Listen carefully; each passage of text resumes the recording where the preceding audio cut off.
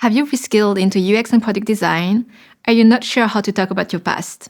Or maybe you're afraid that this will make you less competitive than people who only studied UX.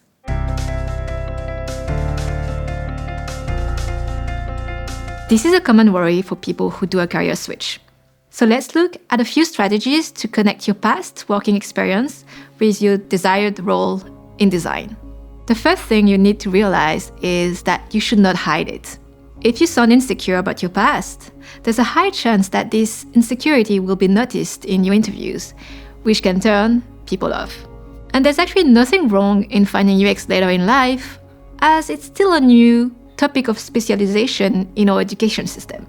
A lot of people are like you, probably, and there are chances that even your interviewers also switch from their former careers into UX. So instead, focus on why you got drawn into UX in the first place and why you want to work in this field now. Talking about your career switch is the perfect excuse to show your motivation and commitment. Chances are that you have less projects to show and less practice than someone who studied at school for 3 to 5 years. And this is something that hiring managers should understand.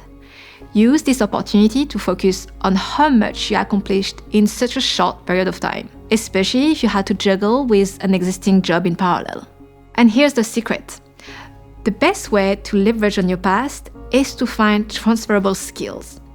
It may require you to change your perspective on how you think about your past or brainstorm with a mentor. So here's a few examples from my students or the people I hired. For example, I hired a former chef who could use his experience in the kitchen to prove that he has a very strong work ethic and is able to cope under pressure.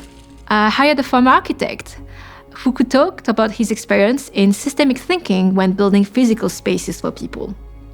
I mentored a former real estate agent who could show that she has good client empathy and that she could analyze client needs. Also hired a former financial expert that helped now the design team, understand the business side of the things and the business culture.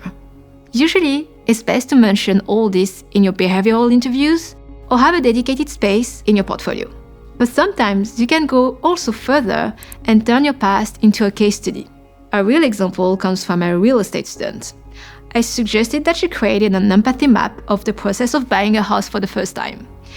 As she knows the clients and their highs and lows during the whole process from her real-life experience, she was able to map out the entire process and levels of satisfaction and frustrations. She also added a section where she, as a real estate agent, was able to address the pain points at each stage.